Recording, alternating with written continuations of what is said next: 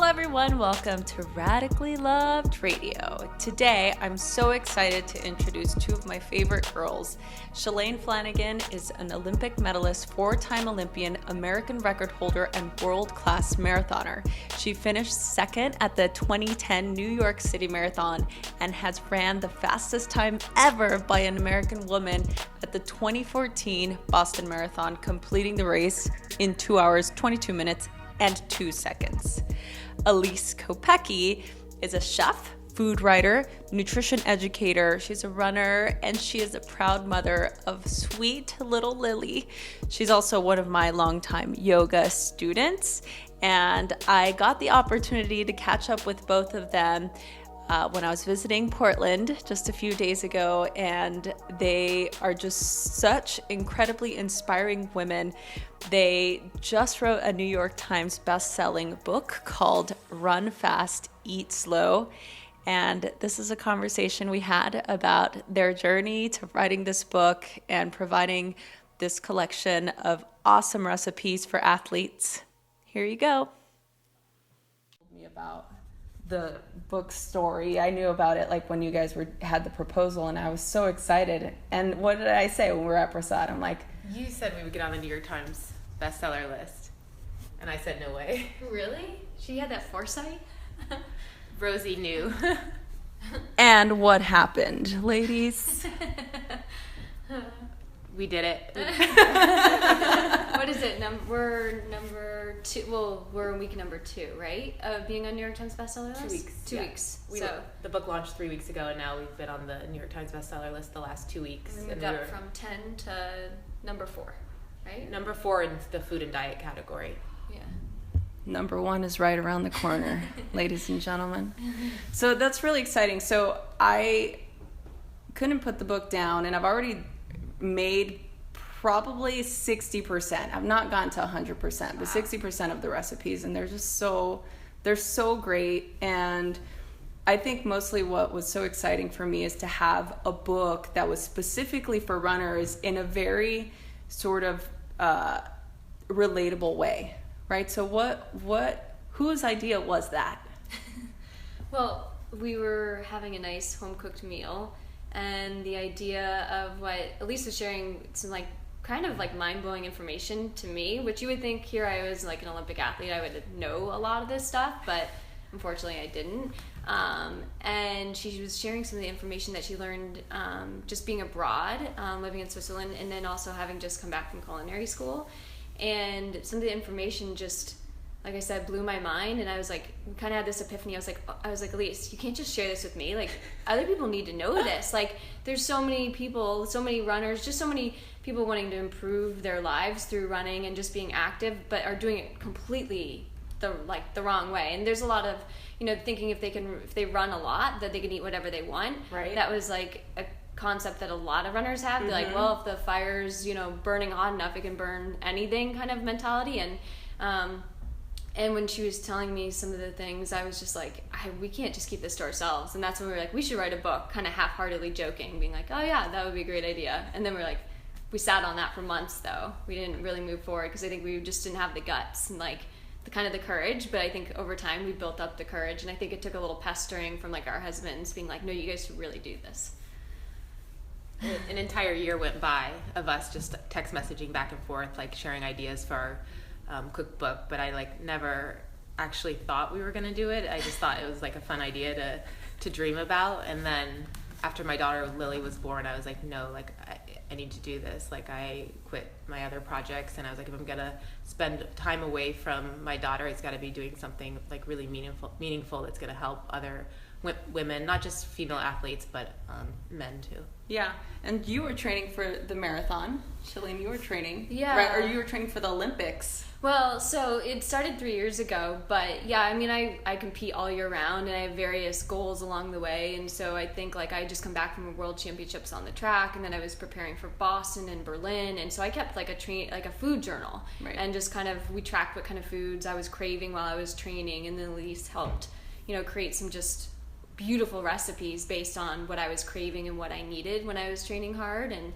so that's where a lot of the inspiration comes from, is what we were just consuming every day, and she was just making it tastier and healthier and just getting more nutrients in. But it was kind of a perfect time because, yeah, Elyse has had, you know, really an awesome career with Nike, and but I feel like her having Lily allowed us to have the wiggle room to be able to do this, because I couldn't have been able to do this, like, had Elyse not sacrificed some time to be able to commit to the book, because she certainly committed a huge chunk of time to this project. Yeah, that was a big commitment, having a new baby. What was that like for you? So I started writing the book when she was 3 months old. So Lily has spent more time in the kitchen in her first 2 years of life than probably most kids spend in a lifetime. But that was definitely the biggest challenge with the book, was being nursing and I kept her home with me she didn't go to daycare until she was 14 months old, so she was home with me. I had definitely had help from grandma and other our awesome cookbook assistant. She was there, like, either helping with the cookbook, helping with the baby, or helping with my crazy dog. So I definitely had some awesome support and help, but while it was also the challenge, it's also been the most rewarding experience part of the book, is seeing that Lily now is 2 years old and she's grown up eating the foods that are in the book, and she has the most amazing palate, and she just really is like, yeah, she like the other day I was in Bend and Elyse had made our beet hummus. Yeah, oh my favorite. Yeah. My ultimate, I was just gonna say the beet hummus is just my favorite. Yes. And her 2-year-old just devours it. First of all, the color is kind of like a mind trick, I think, for little kids, because it's magenta, and so pink is like just so cool. And so we had it the night before, like prior to dinner as an appetizer, and then in the morning Lily woke up and didn't want breakfast food. She wanted beet hummus and was just devouring like beet hummus in the morning. I was like, who has a 2-year-old that eats like this? This is amazing. So what about the yak sticks? Yeah, oh yeah. And then we went to go for a hike, and she refused to like save the yak sticks for the middle of the hike, you know, as a treat. She had to have like the yak sticks on the way there. I mean, they're really like an expanded palate beyond most 2-year-olds. Nobody knows what yak sticks are, but they're explain, please. One of Shalane and I's favorite ranchers out in Bend. He has an incredible property with bison and yak. He does grass-fed meats, and he uses every single part of the animal. And that's like, when Shalane and I think about buying meat, like, we really emphasize quality and buying local, and we don't eat meat every single day, but when we do eat it, we like really respect that we're using every part of the animal. And so he makes these incredible, like, they're like jerky sticks, but it uses like the organ meat, which is so healthy for growing toddlers and for anyone. So Lily's like obsessed, and she calls them yak sticks. Oh, that's great. That's a great name for that. Yeah. And that she enjoys them is even better. Yeah. That's so amazing. You know, one of the things, especially being both of you, you know, being runners, I'm so curious as to, you know, how you were nourishing before you came up with this gathering of incredible recipes in this book. You know, like, what were you doing before? Yes. I mean, before I went to Switzerland, I was eating all wrong. I was eating the standard American diet. Sad diet. Yeah. Sad diet. I was eating what I thought was healthy, which was low-fat processed foods. And for example, before I moved to Switzerland, I was eating veggie burgers. And then when we moved to Switzerland, I was eating grass-fed ground beef. In the U.S., I was eating like fake butter. And then we moved to Switzerland, I was eating real butter. And all these foods that we had learned to label in our country as bad for you were actually like, made me stronger and happier and healthier than ever before. And that's what was a turning point for me, was seeing in Switzerland I could eat these indulgent foods and be just as strong and fit and feel even better and more energized and not gain weight. And I realized, like, I was all along of my 15 years of running competitively, I didn't have enough fat in my diet, and I had really suffered with injuries. And then also had doctors tell me I wouldn't be able to have a baby someday. But no doctor ever told me just to eat some butter. That's great. And I know that the book largely emphasizes the importance, and you guys talk about the clean food, you know, eating clean. So especially with a standard American diet, right? Like, most people aren't eating like that, you know? So what do you think is the most important thing about eating clean foods is? Go ahead. So I think that the most important thing is that there's 600,000 packaged food items on our grocery store shelves, and I think it's 80% of them have added sugar. So I think that's one of the biggest problems with the packaged foods is and the sugar is hidden in all different forms. And the other problem with packaged foods is it creates a lot of the marketing on them, or the labels create the perception of health, when often, and people have been taught in our country to read nutrition facts like calorie counts and grams of fat and grams of protein, and food will advertise that it has 20 grams of protein, and someone automatically thinks that's healthy, but that doesn't tell you anything about the nutrient density of the food. So it may have a lot of protein, but if it's packaged, it's likely lacking all like micronutrients and all minerals and vitamins and the good stuff that comes from food being fresh. Yeah. You guys were thinking about creating and writing this cookbook. You said that we didn't have the courage, or you were kind of like a little apprehensive. So how did you get over that? Well, my background is certainly as a jock, so I'm like, where do I think I have like the wherewithal to like, help create a cookbook of all things. So, but I think our inspiration and our like reasoning behind it was stronger than our fear of it. So knowing that the inspiration for me was not only to help myself and to help other runners, but I think we saw a lot of disordered eating in college with other runners and just having an unhealthy relationship with their food. Yeah. And so I think that was that desire to help particularly women overcome that and just show that like here I am running against the best runners in the world, and I have to be really efficient, I have to be light, I have to be lean, but it has to be healthy, it has to be sustainable, and to hopefully be a role model, not just with running, and to have like another capacity of being a role model and showing that you can eat well, you can eat butter, you can eat fat.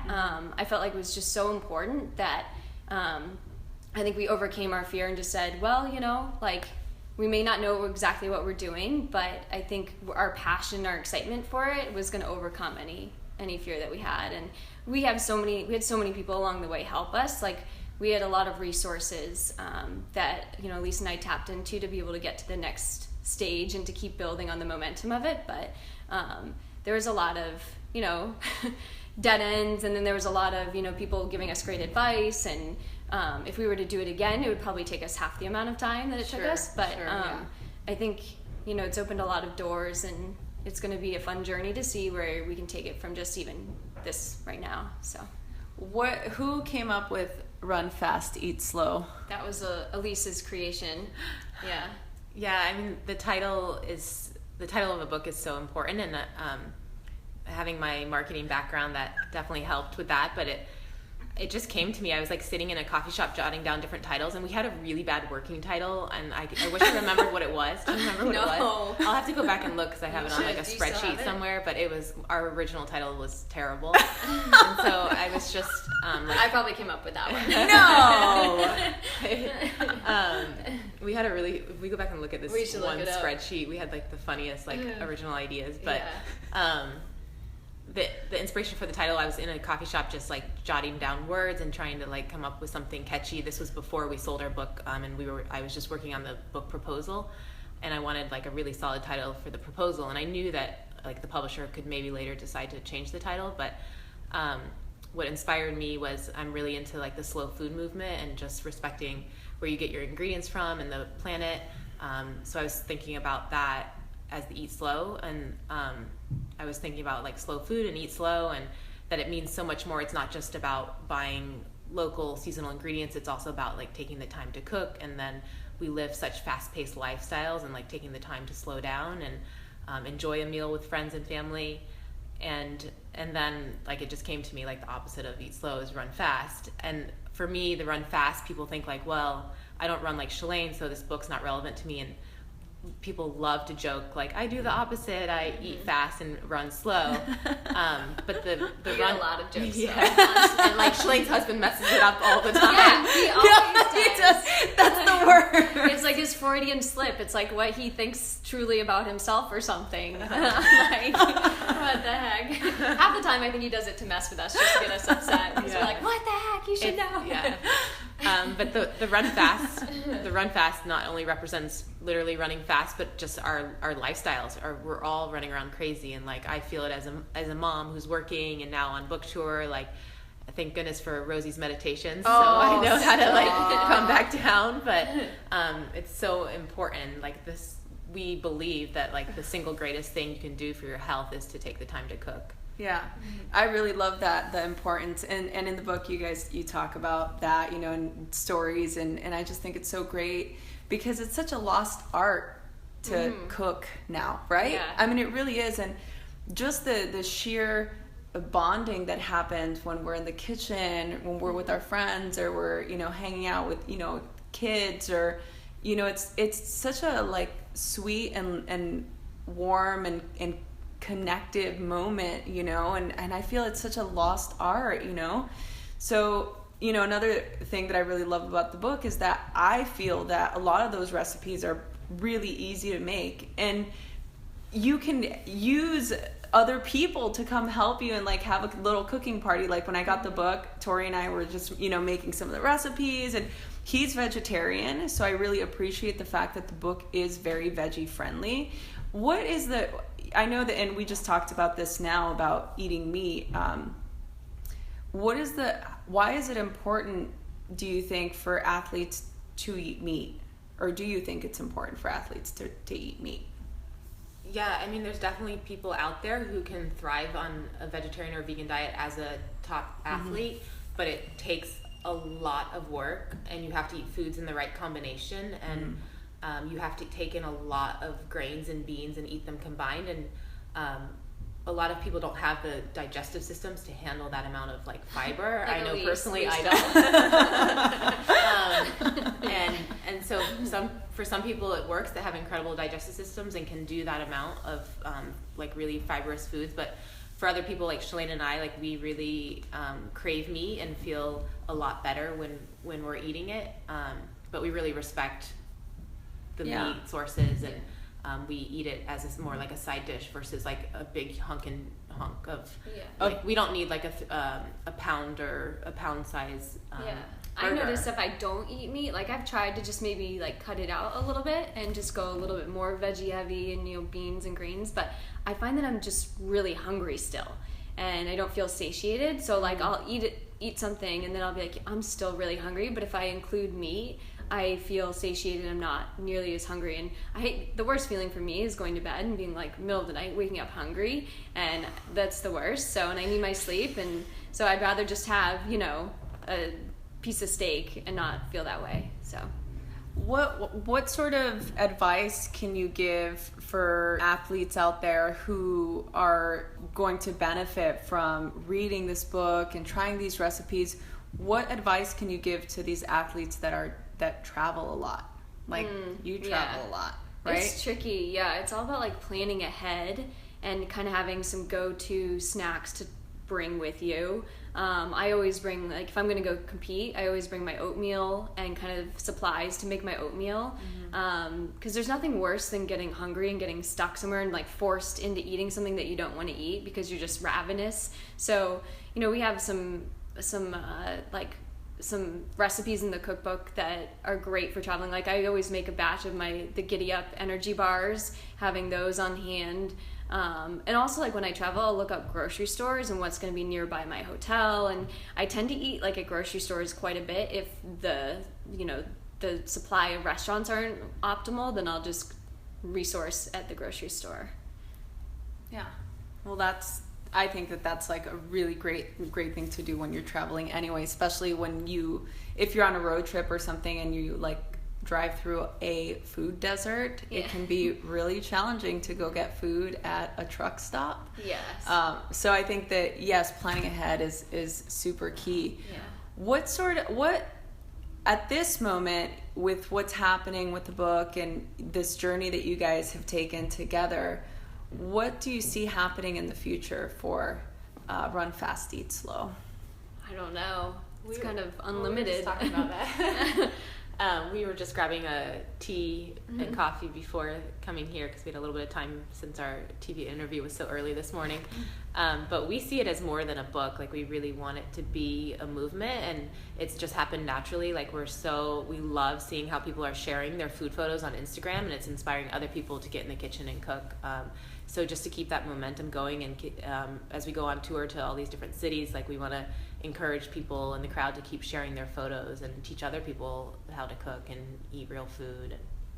Yeah, I think it's so incredible to be able to make such a big movement like that. And again, just the importance of what you were saying, how especially in society now, everything is done fast. Like, we do everything fast. We need to get to this place. We need to do this appointment. We need to eat while we're driving. We need to, like, everything is just so and with social media, everything is just social, overload, like external overload. So I think that putting the focus on something special, like feeding yourself, right? And nourishing yourself, really, it's about nourishment, is super important. How have you been able to manage your home life with all of your busyness? I've definitely been eating faster than I care to admit. We try to, like, emphasize in the book, like, balance. Like, it's not possible. Like, I've been on the road in New York, and, like, I got stranded in Seattle for like 4 hours, and there were no food options in my terminal, and I had already eaten all my snacks. But it's not always like we want to just emphasize. We never want our way of eating to feel like a diet regimen. We always want people to find balance. Like, it's not possible to be on the road traveling for work or to cook whole foods from scratch all the time. But if the majority of the time when you are home you are doing that, then that's really important. But for me, definitely this has been a challenge. Like, this is my first time being in front of the media and having, like, tons of social media and being busy all the time. So I'm going to start getting into meditation. As long as Rosie keeps sending me some good meditations, I think that's going to really help me stay grounded during the tour, especially with all the public speaking. Yeah, well, which, I mean, there's been a lot of media. You guys have been traveling. I mean, you guys were just in New York not that long ago, right?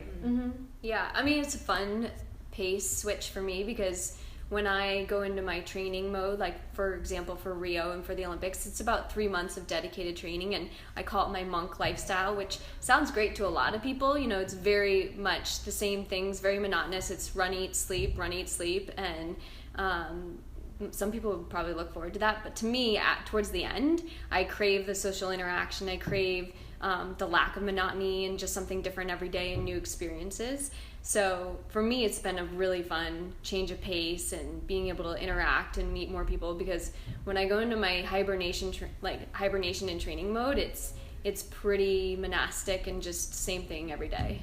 Oh, I mean, yeah, you're right. It does sound, to me, I'm just like, that sounds amazing. I mean, if you'd see my life, I'm up in the mountains and, running in these beautiful scenic places. But towards the end, you definitely, all the athletes start to crave just more interaction and more just variety in our life and a little more balance. It's very much one goal and singular. So what do you do to unwind? Like, what's the big celebration? Well, Shalane came to Bend for the weekend and got to experience the chaos that is my life with my 2-year-old. Elyse is doing an awesome job. I mean, she does so much for our cookbook and handles a lot from the media and our fans, and then on top of it, she's got an awesome 2-year-old that is high energy and a dog that's high energy. So but she's living in the most beautiful, like, seriously one of the most beautiful places in this country. So she's got it good. That's really great. What is currently inspiring you right now? I'll ask you both the question. So Elyse first, please. I'm just really inspired. I knew our book would make an impact, but I didn't know how big of an impact. So I'm just really inspired by the emails we're getting from fans, by speaking at events and having people stand up in the crowd and say, like, this book has changed my life, and hearing stories. Like, this past weekend I was at a awesome running retreat with a bunch of women, and at first they didn't know I was the author behind the cookbook, and then when they found out, they were all coming up to me and just sharing, like, how they had read the book and were inspired and had started to cook. And one girl told me, like, her husband said like he's never eaten, like he was so thankful because she's cooking now and he's never eaten this well in his entire life, and he's an elite athlete. And so just the stories that of women and men too that were reaching and helping, and that they're already like so dedicated to cooking real food and feeling the health benefits right away. Yeah. Oh, that's lovely. Shalane, please? Yeah, I think originally my inspiration was to help younger women, like the college age and high school, and I feel like we've definitely reached that kind of group of young women, and, you know, seeing how, you know, they're going to be getting together and they have like cooking parties. So they're taking time to like cook together, and they're cooking these indulgent meals, and they're not skimping on the fat and the butter. And so having a positive impact in exactly the area that inspired me behind the cookbook, I think has been the most rewarding, and seeing that they're having a healthier relationship with their food. You know, when we spoke in Bend, some woman stood up in the crowd and admitted that she had an eating disorder, and was like really grateful for the cookbook and the message we were sending. And so knowing that we're just having maybe just a little bit of an impact, you know, in their daily life on making decisions to like nourish their body, just makes me feel so good about it. Oh, that's so great. Yeah. And I'm inspired to run another marathon thanks to the cookbook. So I'm excited about that. I will be documenting it on social media probably. Great. Because Awesome. I literally just wanted an excuse to make all those recipes and eat them all at the same time. Not at the same time, but at the same time. Yeah. We'll have to make another trip down to LA to come cheer you on. Yeah! Yes. And I want to thank you both for coming and for joining me on this journey and what I'm trying to create and what I'm trying to bring to the world. And women like you are so inspiring for women like me, and, you know, people that listen to this podcast. I think it's so important just as women too, you know, to show the sheer dedication and the devotion and the strength and the courage that it takes to create a movement, because that's really what you guys are doing. It is a movement. You know, it's not just a cookbook. You know, there definitely is a lot of heart behind what you guys are doing, and I know that if people read this book, they can feel that and they know that, and I think it really is a huge gift to us. So I want to thank you both for that. Thank you. Thank you. That's really incredible. So one final question, and I'll ask you separately. Elyse, what do you radically love? Oh, Radically love. so I radically love my 2-year-old. I have always been a career-focused woman, and like being told over the years as an athlete that I may not be able to have children someday, I kind of just built that up in my head, like, that's fine. I'm focused on my career. I don't need kids to be happy. And then when I made this switch to the healthy, high-fat diet and was able to overcome what I was suffering from, which was athletic amenorrhea, and realized I could have a baby. Like when Lily came into the world, it was like the greatest gift ever, and I never imagined I'd be like such a crazy like mom that loves every aspect of motherhood, and she brings me like endless joy, and she teaches me so many like life lessons. So I'm like just radically in love with being a mom. And it's weird for me to say that because I was always like, I never really understood like why someone would want to be a mom, and now I am that person. And Shalane has to listen to me on all of our trips talk about my toddler, and my husband's always like, make sure you don't talk nonstop about Lily, like no one wants to hear it. I indulge you. I always ask you to send me pictures of her. She grows so quick. She's just like endless energy and joy, and like I just love it. Oh, I love that. So. Shalane, what do you radically love? That's a really cool question. I think I read this somewhere and it really resonated with me, and I think I even told it to Elyse like last weekend. I radically love living a life where you wake up and you're excited and nervous. Like I like being nervous because you're so much out of your comfort zone. So there should be something, maybe not on a daily basis, but something that gets me super excited to jump out of bed, and almost even nervous because it's challenging.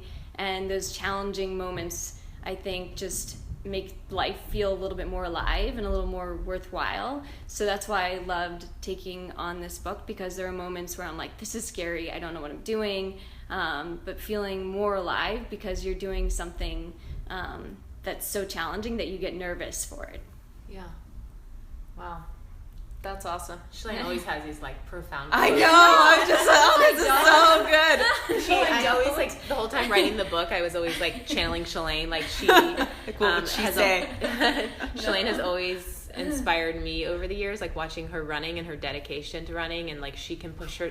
Shalane is the toughest woman I know. Like she can push herself to absolute extremes, and like writing the book, like burning the midnight oil and being up early to like get work done on the book before Lily would wake up. Like I'd always think of Shalane like, well, I'd rather be behind my computer writing this book than running 25 miles at high altitude. Poison. Exactly. Well, thank you, ladies, both for this time and for indulging me in my endeavors and for creating a beautiful book and an incredible movement. And I am so excited. I can't wait to see what happens in the future. Thank you. Thank you so much for having us. It's such an honor. You've been my absolute favorite yoga teacher. I'm like telling her to stop. I'm like, you don't have to do that. I'm paying her.